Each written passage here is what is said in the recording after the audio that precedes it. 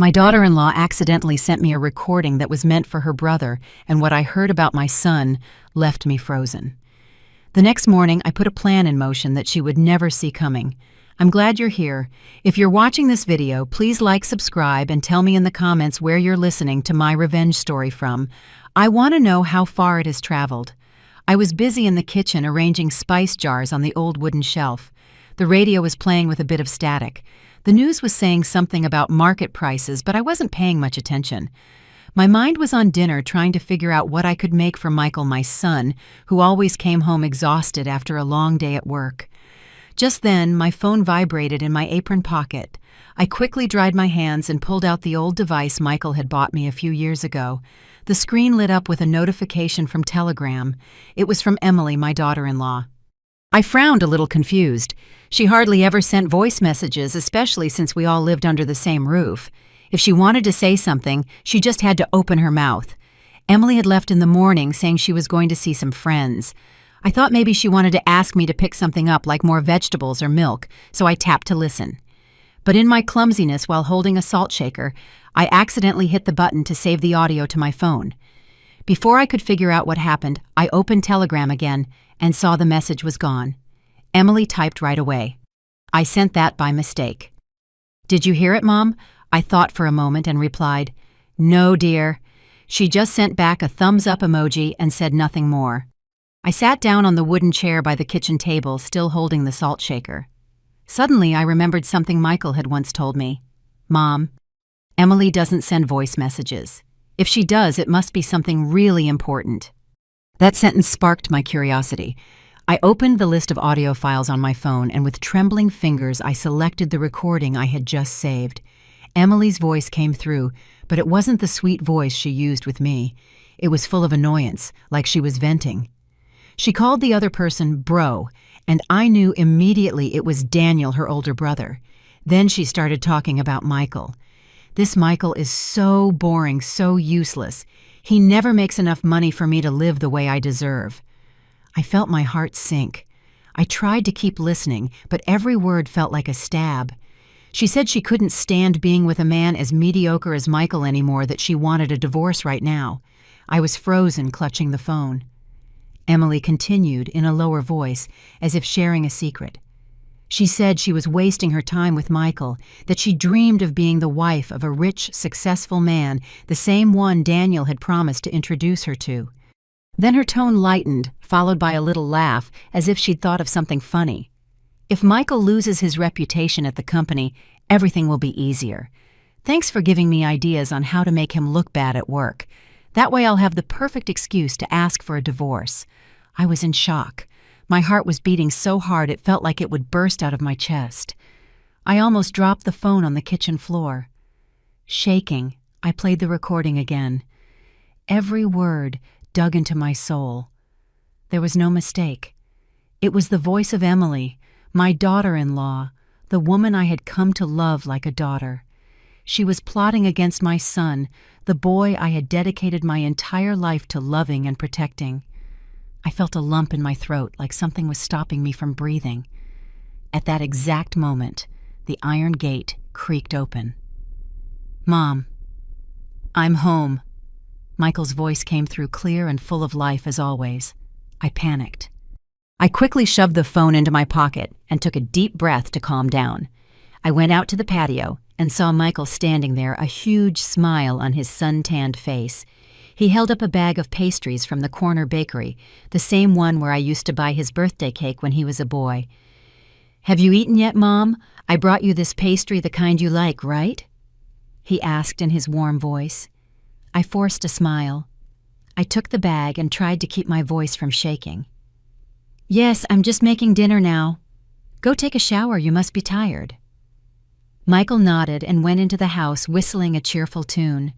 Watching him walk away, I felt my heart break in two. How could he smile like that when the wife he loved so much was planning to destroy his life? A little while later, Emily arrived. She walked in wearing a blue dress that shimmered under the kitchen light, her hair done up in curls. She saw me chopping vegetables. She gave me a quick glance and said dryly, I already had dinner out, Mom. You two go ahead. and she went straight to her room without another word. I nodded, but inside a storm was raging. Her look, the way she walked so calmly, as if nothing was wrong, filled me with rage and helplessness. That night after Michael went to sleep, I sat in silence in the small kitchen under the dim yellow light that highlighted the cracks in the wall. The ticking of the wall clock was constant, but my mind was chaos. I couldn't sleep a wink. I looked out the window. The sky was ink black with only a few stars peeking through the thick clouds. Emily's recording kept playing in my head. Every phrase was like a needle piercing my heart. I wondered how someone who had called me Mom could say such cruel things about my son. How could she plan to ruin the life of Michael, the boy I had protected with my entire being? I got up. I walked slowly to the kitchen and poured myself a glass of cold water. My hand was shaking so much that a little water spilled onto the tile floor. I sat down again, trying to breathe deeply, but the lump in my throat wouldn't go away. Outside on the patio, the night wind seeped through the cracks in the door, bringing a chill that made me shiver. I knew then that a storm was coming, not just inside me, but for the whole family. Memories of the past began to surface as clear as if they had happened yesterday. I remembered the difficult years when my husband died suddenly from a heart attack. Michael was just 12 years old. He was too young to understand the pain of losing his father. I, a 30-year-old woman with little education, had to manage on my own to raise my son. I would get up at 4 a.m. to make tamales by the stove. The smell of corn mixed with the smoke that made my eyes water. I wrapped each tamal carefully and took them to sell at the market, no matter if the sun was scorching or if it was pouring rain. At noon, I washed and ironed clothes for the wealthy families in the neighborhood, and my hands grew rough from being in soapy water all the time. At night, I ran the small grocery store until late, counting every dollar to save for Michael's school. There were nights when exhaustion almost defeated me, but seeing Michael studying under the light of an oil lamp gave me the strength to go on. I will never forget the day he received his university degree. I wore the only dress I had without any patches and sat in a corner of the auditorium watching my son walk onto the stage. When he turned to look at me with a radiant smile, I cried like a child. Those tears weren't just from joy, but from relief after so many years of sacrifice. I thought all my effort had been worth it. Then came the day Michael introduced me to Emily. She entered the house with her long, shiny hair, a charming smile, and a box of fancy cookies in her hand. "Mom, this is Emily," Michael said, his voice full of pride. I looked at the young woman in front of me. She seemed polite and attentive. Emily used to help me set the table. Sometimes she would peel fruit or wash the dishes, and she always called me Mom, with a sweetness that melted my heart. Once, she gave me a blue shawl, saying it looked very nice on me. I was very touched. I thought my son had found a good partner, someone with whom he would build a happy family. Their wedding was simple, but very warm. The whole neighborhood came to congratulate them, and laughter filled the patio. I watched Michael and Emily exchange rings, my heart full of hope. I thought I could finally be at peace, because my son now had his own home. But just a few years later, everything started to change. Emily was no longer the sweet girl I had met. She started spending money hand over fist, constantly asking for designer clothes and expensive bags. Every time Michael refused telling her they needed to save for the future, Emily would get moody. Sometimes she would yell at him in front of me with an icy voice, "You're always thinking about saving. What's the point of living like that?" I remember one night clearly. Michael had just gotten paid, and before he could pay the rent, Emily was already asking for a Gucci bag. It cost what my son earned in a whole month. Michael shook his head and explained calmly, "Honey, we have more important things. Can we wait until next month?" Emily said nothing. She just gave him a furious look and threw the bag of groceries Michael had just bought on the floor. The container broke, and the smell of food spread everywhere. She turned and left, leaving Michael sitting in silence, picking up the pieces from the floor. His face was pale, his eyes empty. I was in a corner of the kitchen wanting to run and hug him, but my feet seemed glued to the floor. I could only turn around and pretend to be cleaning to hide my tears. The more I thought about it, the more I realized that today's recording was no surprise. It was just the tip of the iceberg that, in my naivety, I hadn't seen before. The times Emily got angry, the times she complained about Michael, they were all signs. I blamed myself. How could I have let my son live with someone like that without realizing it? I trusted too much. I had too much faith in a home I believed was perfect. I got up and went out to the patio. The night wind was blowing harder, carrying the smell of damp earth from the small garden. I hugged myself, feeling like my world was collapsing. I went back to the kitchen. I poured another glass of water, but this time I didn't drink. I just stood there staring at the darkness outside the window with a knot in my heart. The next morning I woke up early as usual, but with no peace in my soul. The kitchen was the same as every day. The smell of coffee filled the air, but it felt as if everything was covered in a thick fog. I tried to stay calm and made breakfast as if nothing was wrong. Toast, fried eggs, and a plate of chopped fruit. Michael sat at the table reading the newspaper, and Emily came down a little later, her hair pulled back in a ponytail and wearing a crisp white blouse.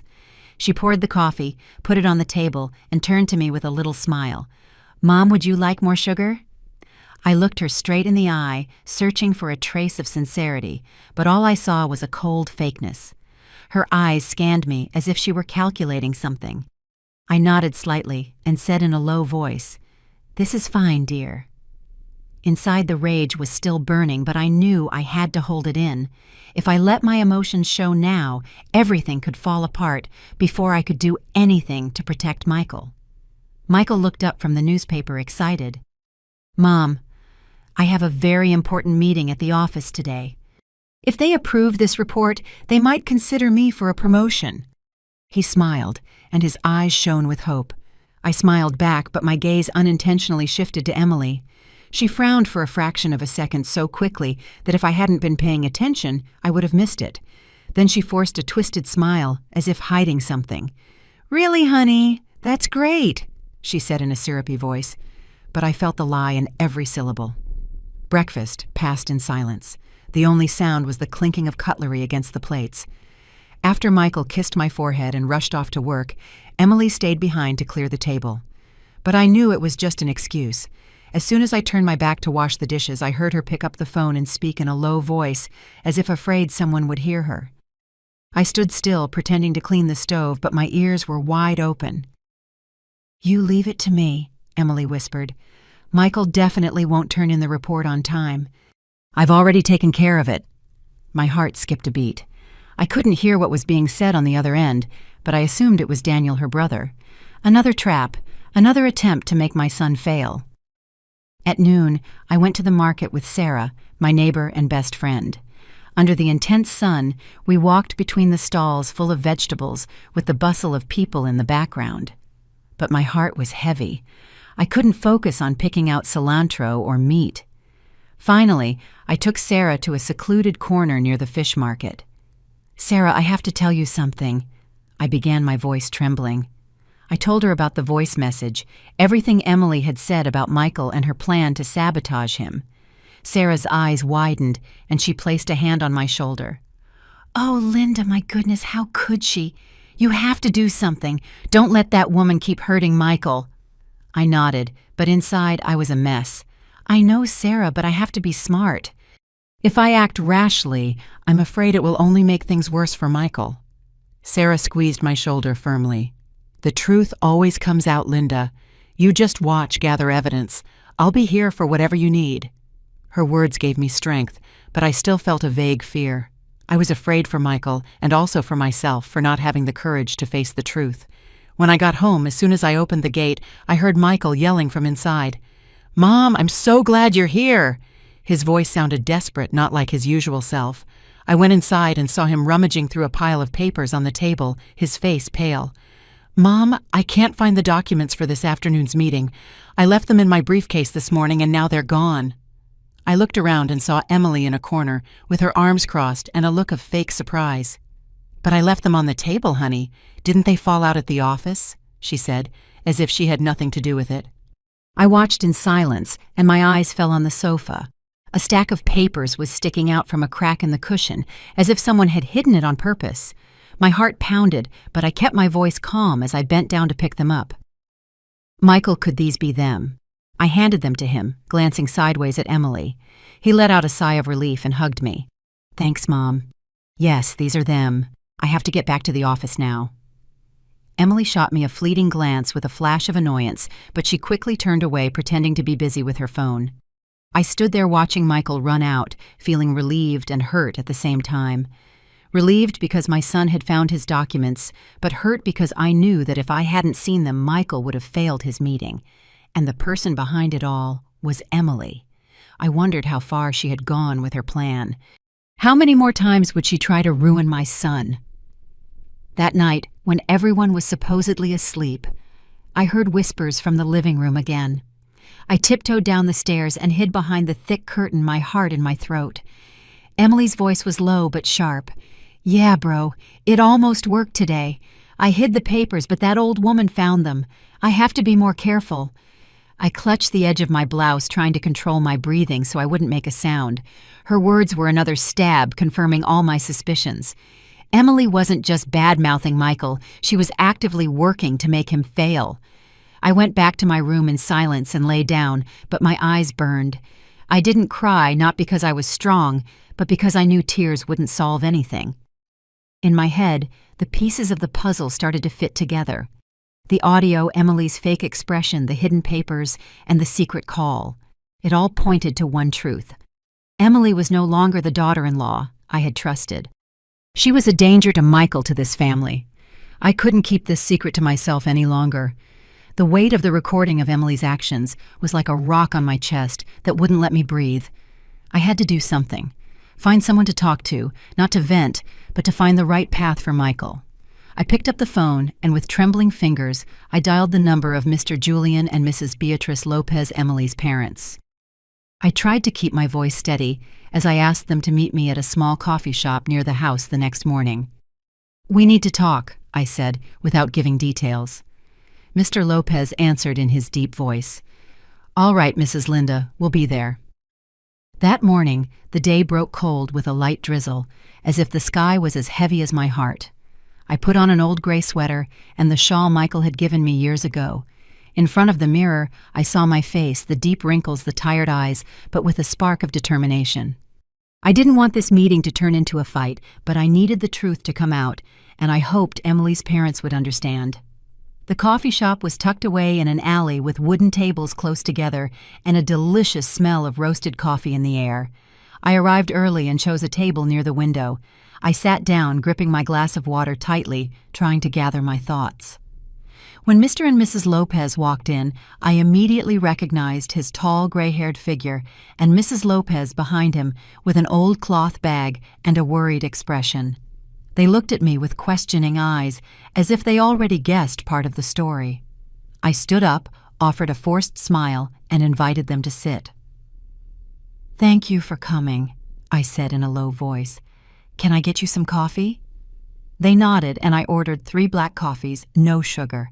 When the waitress brought the coffees, I took a deep breath and pulled out my phone. "I want you to listen to something," I said, my voice calm but my heart racing. I played the recording. Emily's voice filled the silence of the cafe, sharp as a knife. "This Michael is so boring, so useless. He never makes enough money for me to live the way I deserve," she said with clear contempt. Then she continued talking about the divorce the rich man Daniel would introduce her to and how they were trying to make Michael fail. I watched Mr. and Mrs. Lopez. She turned pale, covered her mouth with her hand, and her eyes widened in horror. "My God, it can't be. Did my daughter and my son really say that?" she whispered, her voice about to break. Mr. Lopez tapped the table lightly. "From Daniel I expect it. He's always been a social climber. But Emily, how could she talk about her husband like that?"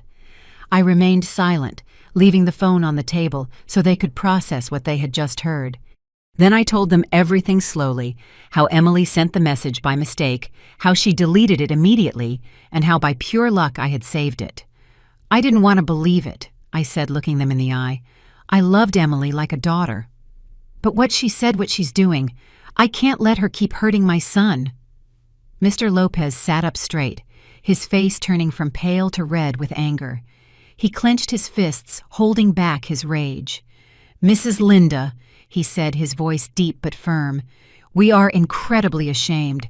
Michael is a good, hard-working man who loves our daughter, and for Emily to behave like this, I have no words to apologize." Mrs. Lopez, with tears in her eyes, took my hand. Hers was cold and trembling. "Forgive us. Forgive Michael," she said through sobs. "It was our fault for not raising our children right. We never imagined Emily was capable of something like this." I nodded, feeling a weight in my soul. A part of me felt sorry for them parents facing such a painful truth about their children, but another larger part felt a fire burning inside. I didn't want this to end with a simple confession. "It's time for everything to come out," I said, with more firmness than I expected. "I don't want Michael to keep living a lie, but I need your help. Emily and Daniel have to face the consequences of their actions." Mr. Lopez looked at me with determination, but also pain in his eyes. "You're right," he said. "We won't cover for them. But Mrs. Linda, what are you planning to do?" I shook my head, not answering immediately. A plan was beginning to form in my mind, but I wasn't ready to reveal it. "I'll find a way," I answered in a low but confident voice. "I just needed you to know the truth, and if necessary, to be on Michael's side." Mrs. Lopez wiped her tears and nodded. "Don't worry about that," she said. "We'll do whatever it takes to make amends. We just hope Michael can forgive us." I gave a bitter smile, not of joy, but because I knew this was only the first step. The battle wasn't over, and I needed more than an apology. Leaving the coffee shop, the drizzle was still falling. I clutched my shawl and walked slowly down the wet sidewalk. The smell of damp earth mixed with the scent of coffee that had clung to my clothes. I felt sorry for Mr. and Mrs. Lopez, but also a fierce determination. I thought of Michael, of his smile when he arrived with the pastries, of the dreams he had for his future. I couldn't let Emily take everything from him.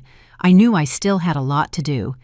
Gather more evidence, find a way to confront Emily, and most importantly, protect my son from deeper wounds.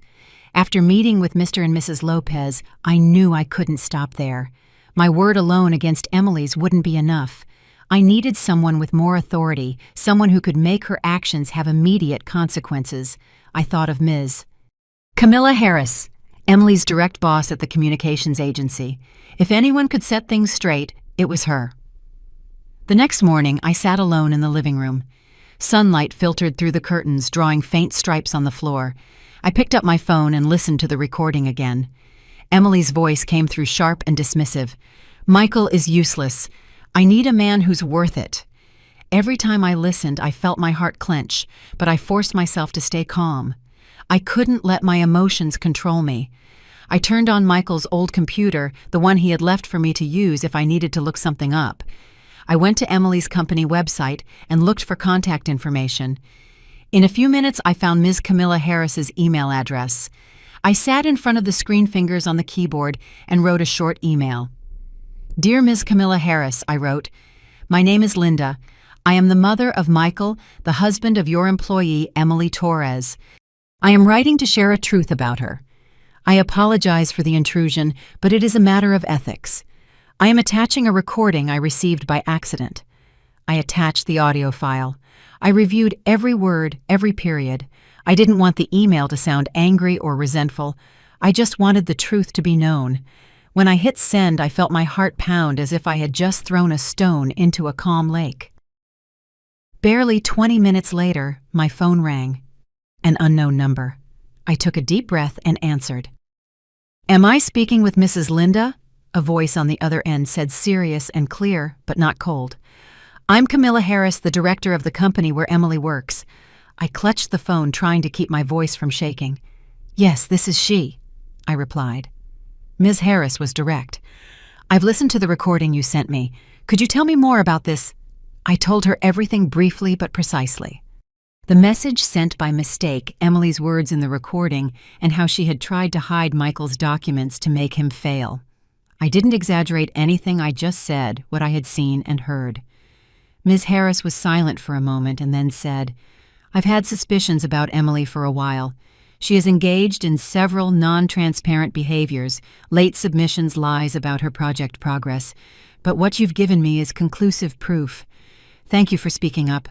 I will handle this immediately."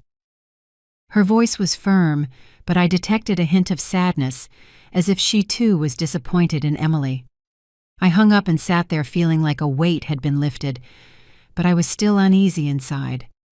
I thought about Michael, about his carefree smile every time he came home. How was I going to tell him that the wife he loved was conspiring to ruin his life? How could I protect him without causing him more pain? That afternoon, Michael came home earlier than usual. I was in the kitchen chopping vegetables for dinner when I heard the gate open. He came in with a somber face and slumped shoulders. He collapsed into a chair and put his hands on his head. "Mom," he said in a dull voice. "Emily called me today. She said they called her into the director's office. She doesn't know what happened, but she was crying a lot. I'm worried." I stopped chopping the knife, frozen in midair. I turned to look at my son and saw his eyes were red as if he were holding back tears. I feigned a sigh, put the knife down, and went to him. "It's probably just something from work, son," I said gently. "Don't worry too much. Everything will be fine." But inside, a mix of emotions washed over me. I knew the first blow had landed on Emily. Ms. Harris had acted, and I felt a little relief, but at the same time it pained me to see Michael worried about a wife who didn't deserve him. I wanted to hug him, to tell him everything, but I knew it wasn't the right time yet. That night, as I was knitting in the living room, a habit I had to calm my nerves, my phone lit up. A text message from Camilla Harris's number. "Emily Torres has been terminated. Her actions are not compatible with the professional ethics of this company. I thank you again for your honesty." I read the message over and over, feeling as if a huge rock had been lifted from my chest. I put the phone down on the table and let out a long sigh.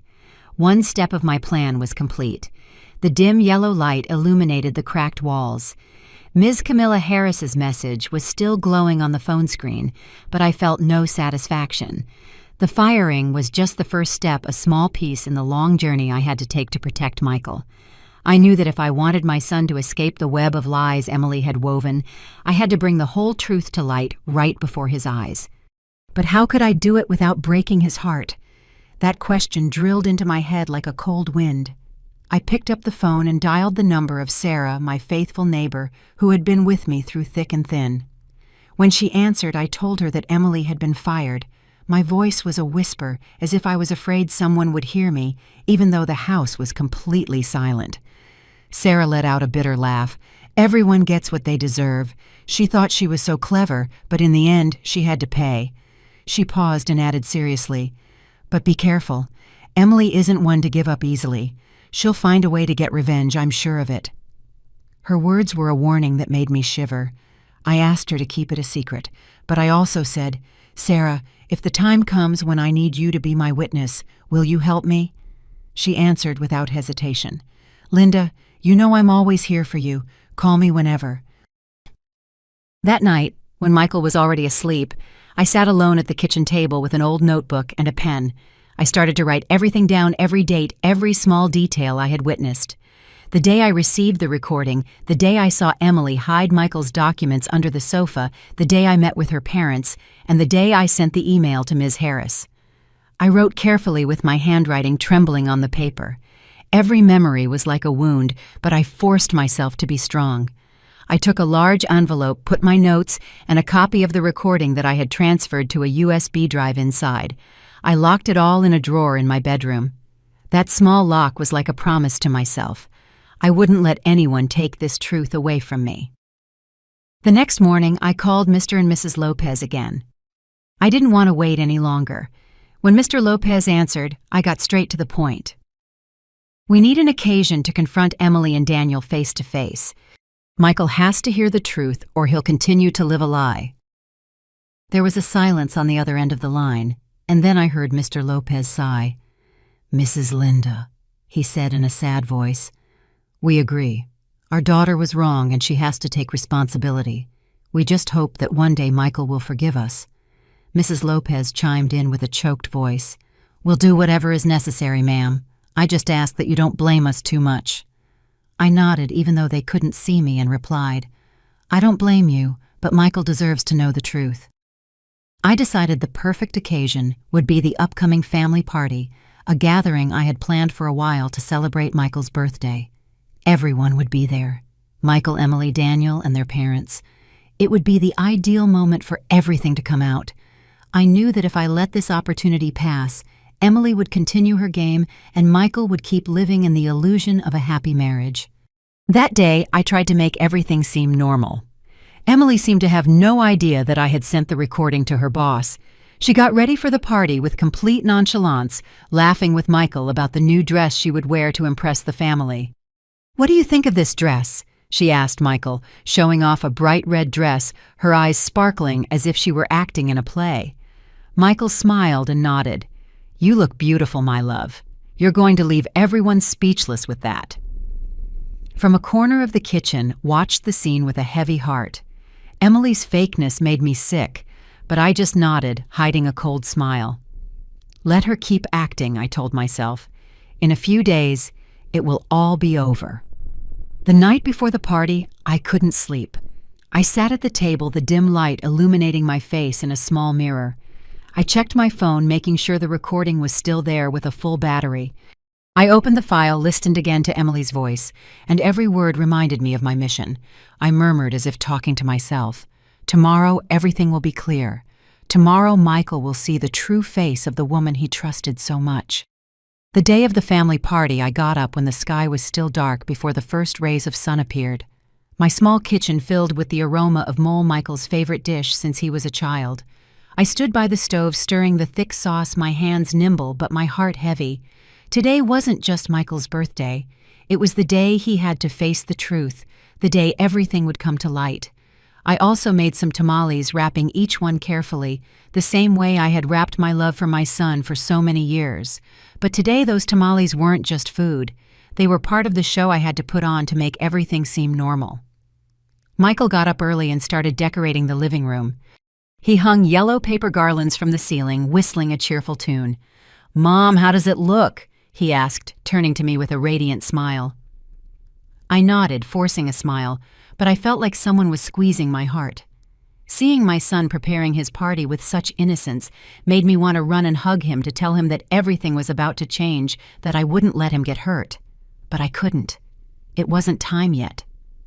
Emily appeared later, coming down the stairs in her bright red dress and perfectly curled hair.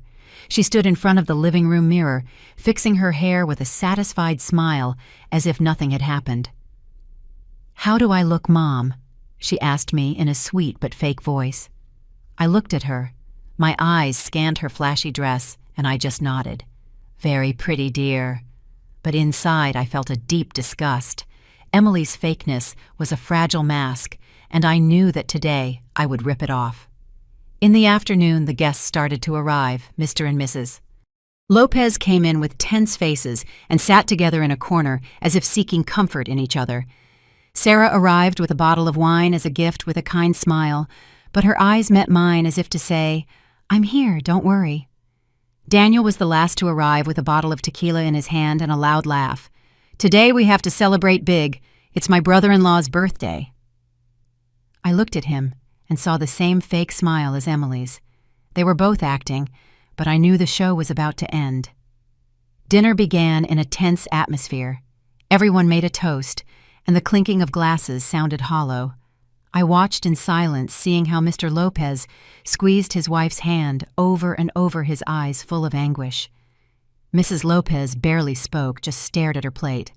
Emily, on the other hand, wouldn't stop looking around, showing off her red dress, and laughing loudly as if she wanted to drown out the tension. Michael, sitting next to her, remained oblivious to it all, telling stories about his work, about the successful meeting the other day. Every word he said broke my heart. He didn't know that the wife sitting beside him was plotting to destroy everything. Halfway through dinner, while everyone was eating the mole, I stood up. My heart was pounding, but I tried to keep my voice steady. "Before we continue," I said, my gaze sweeping over each person in the room, "I have something I want everyone to hear." The room fell into a dead silence. I took the phone out of my pocket, and with a trembling hand I played the recording. Emily's voice echoed clear and sharp. "Michael is useless. I can't stand him anymore. You have to help me, bro. I need a man who's worth something." Then Daniel's voice was heard, slick and full of malice. "Don't worry, I have a rich, successful friend, and as for Michael, he just needs to fail a couple more times, and I'll replace him at the company myself." The air in the room seemed to freeze. All eyes were fixed on me and then turned to Emily. Michael went pale. The fork fell from his hand and clattered on the table. He stared at Emily with red-rimmed eyes, unable to believe what he was hearing. Emily jumped up, her face drained of all color. "This is a setup!" she screamed, her voice breaking. "You edited my voice! How dare you do something like that!" But before I could answer, Mr. Lopez slammed his fist on the table, his voice trembling with rage. "Shut up, Emily! It's your voice! It's your plan with Daniel! Do you think we're stupid?" Mrs. Lopez burst into tears, covering her face. "My God, you have shamed us, Emily! How could you treat Michael like this?" Daniel froze his gaze, lost, clutching the tequila bottle on the table. He couldn't say anything, just hung his head. I looked at Michael. He was still sitting motionless with an empty stare. Then he whispered, his voice broken. "All these years. Was it all a lie?" I went to my son and squeezed his hand. It was ice cold and trembling, as if his whole world had just collapsed. I wanted to hug him to tell him everything would be okay, but I knew those words meant nothing at that moment. I just held his hand, hoping my strength could keep him from falling apart. "Son," I said in a low voice, a lump in my throat. "I'm here. I'll always be here." Emily didn't apologize. Instead of bowing her head, she lifted it defiantly. "Yes, I want a divorce. I don't need a useless husband like you. I have better opportunities." Her words were like knives, not just for Michael, but for me too. Daniel stood up, nodding coldly. "Let's go, Emily. We have nothing to do here." He took his sister's arm and pulled her out of the house. Emily tossed her hair back and walked out arrogantly as if she were the victor. The clicking of her heels echoed on the wooden floor, and the door slammed shut, making the whole house tremble. I stood there, feeling my heart tremble with that sound. Michael was still sitting, saying nothing, his gaze lost in the void. I approached him and put a hand on his shoulder, but my hand was shaking. "Michael," I called softly, but he didn't respond.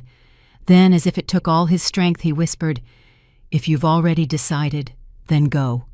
He accepted the divorce. His voice was barely a murmur, but firm, as if he had just let go of a large part of his life. I wanted to hug him to say something to ease his pain, but I knew no words could heal that wound right now.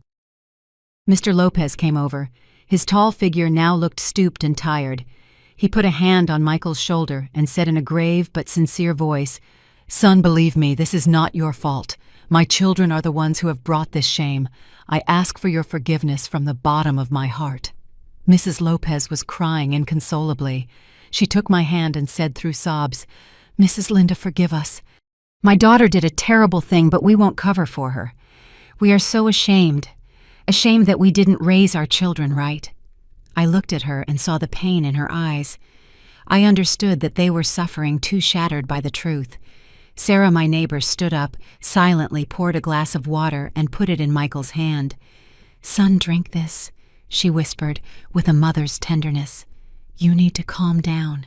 Everything is going to be all right." Michael took the glass, but his hand trembled so much that the water spilled. He didn't drink, just stared at the glass as if looking for an answer in it. I sat beside him and hugged him. I felt his body shake like a lost child. I stroked his back, trying to give him my strength. "You're not a fool, Michael," I said, my voice hoarse with emotion. "You just love truly, and that is never a mistake." He didn't answer, just whispered almost inaudibly, "Mom, I was so stupid to trust her. I thought she loved me."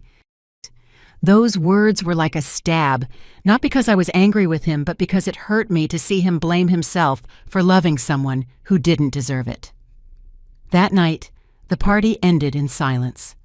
The guests left one by one without another word. All that remained were the dim lights of the living room illuminating the plates of cold food on the table. I stayed by Michael's side without moving. He didn't cry, but I knew his pain was greater than any tears. I thought about all the years I raised him, the sleepless nights I worked just so he could have a better future, and now seeing him sitting there like a tree felled by a storm, I felt my heart break into 1,000 pieces.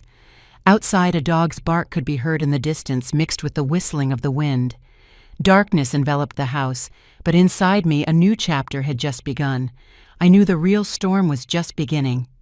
Emily and Daniel were gone, but the wounds they left would not heal easily. After the night Emily and Daniel left, the house felt strangely empty, as if all the joy had vanished. The walls that once echoed with Michael's laughter, with his carefree whistling, now only held a heavy silence. Michael was no longer my radiant son. He would go to work in the morning and come back at night, quiet, withdrawn, with sunken eyes, as if he were carrying all the world's pain. I would look at him and feel my heart twist. I wanted to hug him, to tell him everything would be okay, but I knew those words meant nothing to him right then. He had lost the woman he loved, the one he trusted, and I, despite having done everything to protect him, felt helpless in the face of his pain. To cheer Michael up a bit, I asked Sarah to come visit often. She, with her cheerful personality and her gossip from the market, always managed to make the atmosphere less heavy. One morning, Sarah and I went to the downtown market together, as was our custom. The smell of fresh vegetables, the bustle of the people, and the sun filtering through the roofs of the stalls used to lift my spirits. But that day, my mind was still stuck on thoughts of Michael. I was picking out a bunch of cilantro when Sarah gently pulled my arm and whispered, "Linda, have you heard? They're talking about Emily over there." I looked up curious. Sarah pointed to a vegetable stall on the other side where some ladies were whispering. I moved closer, pretending to pick out tomatoes, but my ears were wide open. One of the vendors, a woman with her hair in a bun, said, while peeling potatoes, "That Emily girl is jobless and keeps moving from place to place. She moves every month. They say she left all her things, that she's just carrying a couple of suitcases. She's staying with people, poor thing." Another lady arranging carrots added, "Yeah, and the rich guy her brother introduced her to turned out to be married with kids. Last week, it was in the newspaper that he's being investigated for fraud. So much for the life of luxury she dreamed of." I stood there, my hand trembling, placing a fish in the basket of the next stall, even though I had no intention of buying it. Their words were like hammer blows to my head. The image of Emily leaving my house with her head held high, with her arrogant gesture, and her promise of a better opportunity contrasted completely with what I had just heard. She had traded Michael's happiness, his entire family, for an empty dream, and now she was paying the price. Sarah took my hand and nodded with a look that said it all. What goes around comes around, Linda. She thought she was so clever, but in the end, she only earned her own misfortune. On the way home, I walked slower than usual. The words from the market kept echoing in my head. I didn't feel happy, not out of malice, but because I knew that no matter how low Emily fell, it wouldn't erase Michael's pain. I thought of my son, how he sat in silence every night, not talking about his work, not whistling like before. Every time I saw him, I felt my heart ache. I had protected him from Emily's schemes, but I couldn't protect him from the wound he carried inside. That night I made a simple dinner, rice beans and a little chicken. Michael came home and, like every day, took off his shoes in silence and hung up his jacket. He looked at me, trying to force a smile. "Mom, I'm really tired today. I'm going to bed after dinner." I nodded, but inside I felt a knot. I wanted to tell him what I had heard at the market, tell him that Emily didn't deserve his pain, but I held back. He had suffered enough. I didn't want to rub salt in the wound. I just said, "Of course, son, eat. I made the beans you like." I got up and went out to the patio. The night sky was full of stars, but I didn't feel at peace. A part of me felt a small sense of comfort. Justice had been served, even if I wasn't the one who delivered it. But that comfort vanished quickly when I thought of Michael. I knew that no matter how much Emily failed, it wouldn't give my son back the years of happiness he deserved. I went back inside, sat down, and hugged my glass of cold water. I promised myself I wouldn't tell Michael anything about those rumors. He needed time to heal, to find himself again. I looked at the family photo hanging on the wall where Michael was a little boy, holding my hand with a radiant smile. I whispered as if to myself, "Son, I'll be here waiting for the day you smile again. No matter how long it takes, I'll wait." Time passed slow but steady, like raindrops soaking dry earth. My home, which had been heavy with a painful silence since Emily's departure, slowly regained some of its warmth. Michael, my son, began to recover, even if it was in small steps. He was no longer the withdrawn young man from the early days, no longer staring into space in the living room. He focused on his work, staying up late, preparing reports, taking care of every detail. I heard his colleagues call him, praising his dedication and honesty, and I felt my soul lighten a bit. But I was still worried, afraid that the wound in his heart was still there, deep and latent, even if he hid it with forced smiles. One afternoon while I was knitting on the patio, I heard the iron gate creak. I looked up and saw Michael walk in, but this time he wasn't alone. Beside him walked a petite young woman in a simple blue dress and her hair pulled back. She smiled with bright, sincere eyes, and in her hands she carried a basket of fruit. "Good afternoon, Mrs. Linda," she said in a soft voice. "I'm Lucy Davis. I'm an elementary school teacher. Michael has told me a lot about you." I stood up a little surprised, but her smile gave me a strange warmth. "Hello, dear," I replied, accepting the basket. "Come in, have a seat. I'll make you some fresh juice." Dinner that night was special, with a warmth we hadn't felt in a long time. I made the pozole that Michael loves so much with some tostadas and a little salad. Lucy sat next to him, chatting naturally, asking me how I prepared the dish, and then turning to Michael. "Are you enjoying it, Michael? I love your mom's cooking." Michael smiled a genuine smile, effortless, without shadows. "It's delicious, Lucy," he replied, and his eyes sparkled like they used to. I looked at my son, saw that smile, and felt my heart fill with warmth. It had been so long since I'd seen him smile like that, without the darkness that weighed on his gaze. Lucy was attentive to every detail. When I ran out of water, she quietly got up to pour me more, and then she put more lettuce on my plate. "Have some more, Mom. The vegetables are very fresh." She wasn't boastful or trying to impress, but every one of her gestures showed pure sincerity. After dinner, while I was clearing the dishes, Lucy rolled up her sleeves and stood beside me at the sink. "Let me help you, Mom," she said with a smile. I looked at her and saw a world of difference from Emily. No fancy dresses, no sweet, false words, just a simple, good-hearted girl. In the following days, Lucy visited us frequently. She would accompany me to the market, picking out vegetables with me, laughing when I told her stories from my years in the neighborhood. Once she helped Michael organize some work papers, sitting beside him at the kitchen table, patiently reading each page. "You should pay more attention to this part," she told him, pointing to a number, her voice soft but confident. Michael nodded, looking at her with gratitude. I from a corner pretended to chop an onion, but inside I felt a great joy. I realized that Lucy truly loved Michael, not for his money or his position, but for who he was, the hard-working, honest man I had raised. One afternoon I sat on the patio watching the sunset paint the street orange. The wind blew gently, ruffling my gray hair. I sighed, not with sadness, but with a peace I rarely felt. I thought about everything we had been through. Emily's betrayal, Michael's tears, the sleepless nights trying to figure out how to protect my son. But I also thought about the truth, about the justice that had come, albeit late, and about the hope that was now blossoming. Lucy, with her sincere smile and noble heart, was like a ray of light in the darkness we had endured. I murmured, as if talking to myself, "Betrayal can destroy a family, but truth and integrity always pave the way for a new dawn. And sometimes those who leave out of greed find themselves left with only their own shame." I thought of Emily, of the rumors from the market of how she had traded everything for an empty dream. But I no longer felt anger.